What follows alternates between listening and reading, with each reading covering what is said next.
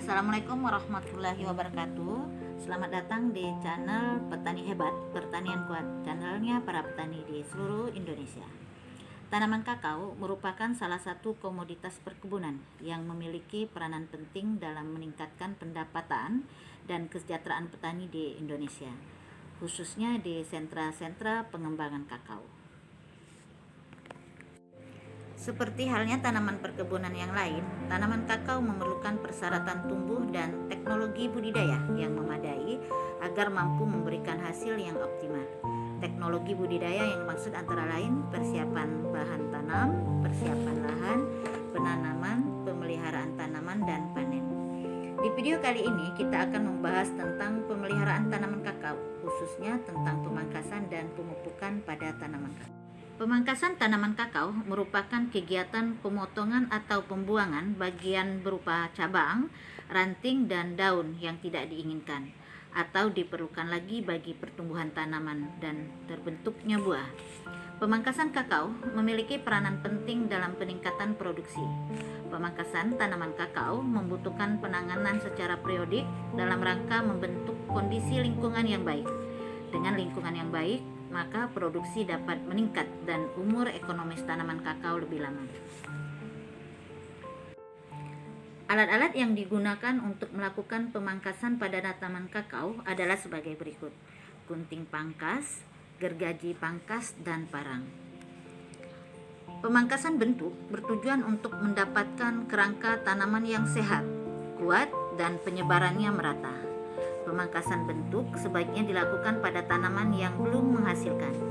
Pemangkasan bentuk dilakukan dengan membuang cabang yang lemah dan mempertahankan 3-4 cabang yang simetris.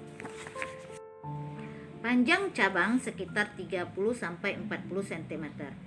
Cabang utama yang mendatar perlu dibantu agar membentuk sudut 45 derajat dengan cara diikat tali. Lama pengikatan sekitar 3 atau 4 minggu. Ketinggian jorget yang ideal adalah 120-150 cm. Apabila tumbuhnya kurang dari 120 cm, maka batang utama dapat dipotong setinggi 80 cm agar tumbuh tunas air yang baru dan membentuk jorget yang lebih tinggi.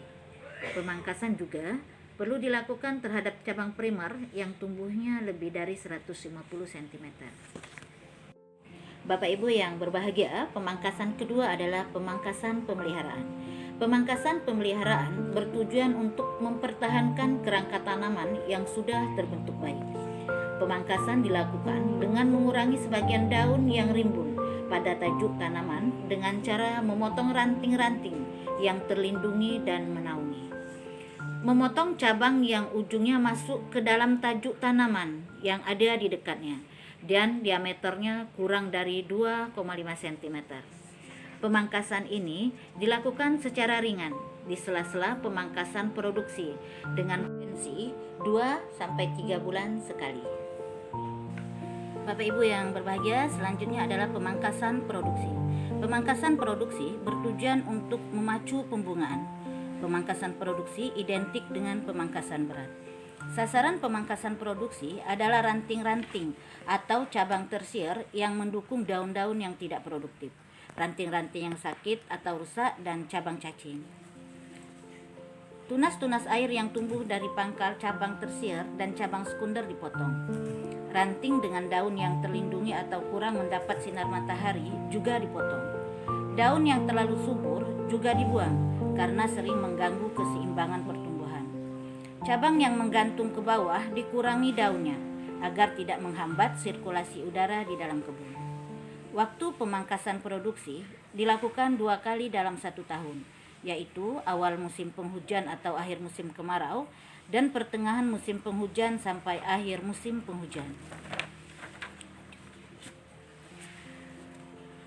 Selanjutnya Bapak Ibu, di dalam melakukan pemangkasan memiliki prinsip-prinsip yang harus dipahami, yaitu: pertama, hindari pemangkasan pada musim kemarau. 2. Menggunakan alat yang standar dan tajam. 3. Hindari melakukan pemangkasan berat pada saat tanaman berbunga atau berbuah pentil yang lebat. 4. Hindari pemangkasan hingga terbukanya tajuk tanaman.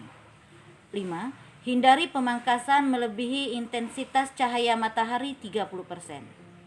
6. Tidak dianjurkan melakukan pemangkasan sambil memanjat. 7. Lakukan pemangkasan pohon pelindung terlebih dahulu sebelum melakukan pemangkasan pada tanaman kakao. 8. Hindari pemangkasan cabang yang berdiameter lebih dari 3 cm. Selanjutnya, Bapak Ibu petani yang berbahagia, dalam pemangkasan kita juga harus memperhatikan beberapa indikator, yakni yang pertama, pada saat siang hari di lantai kebun terdapat bercak-bercak tetapi gulma tidak tumbuh lebat. Proporsi cahaya langsung yang sampai ke lantai kebun maksimum sekitar 25-30% dari luas area. 2. Sirkulasi udara pada kebun lancar dan jarak pandang mencapai 50 meter. 3. Pertumbuhan diameter batang kakao sama antara yang ditanam di bagian tengah dan di pinggir kebun. 4. Bunga dan buah tumbuh merata di batang pokok dan cabang-cabangnya, serta tanaman yang berbuah merata di semua penjuru kebun. Selanjutnya, Bapak Ibu petani yang berbahagia, di samping pemangkasan tadi adalah pemupukan pada tanaman kakao. Pemupukan tanaman kakao merupakan salah satu kegiatan budidaya yang sangat penting dalam meningkatkan produksi buah kakao. Pemupukan bertujuan menambah unsur-unsur hara tertentu di dalam tanah yang tidak dicukupi kebutuhan tanaman tersebut. Pemupukan tanaman kakao harus diberikan secara efisien. Efisiensi pemupukan adalah perbandingan jumlah pupuk yang diberikan dengan jumlah pupuk yang diserap oleh tanaman. Namun, umumnya efisiensi pemupukan pada kakao tergolong rendah. Peningkatan efisiensi pemupukan dapat dilakukan dengan penerapan prinsip 4T, yaitu tepat jenis, tepat dosis, tepat cara, dan tepat waktu. Pemberian pupuk organik dilakukan 2 kali setahun, yaitu awal musim hujan dan akhir musim kemarau. Dan jika memungkinkan, pemupukan dapat dilakukan lebih dari 2 kali setahun. Bisa 3-4 kali setahun, makin sering dipupuk, makin tinggi produksinya. Meskipun jumlah pupuk yang diberikan dalam setahun tetap sama. Pupuk organik dapat ditaburkan di sekeliling pohon atau diletakkan pada parit pada salah satu pohon dengan kedalaman parit 30 cm dan pupuk tersebut kemudian ditimbun dengan tanah setebal 5 cm. Dosis aplikasi pupuk organik yang baik adalah 25 kilo per hektar per pohon per tahun. Bapak Ibu tani di seluruh Indonesia, demikianlah video kita kali ini. Semoga bermanfaat dan bisa kita aplikasikan di tanaman kakao kita masing-masing.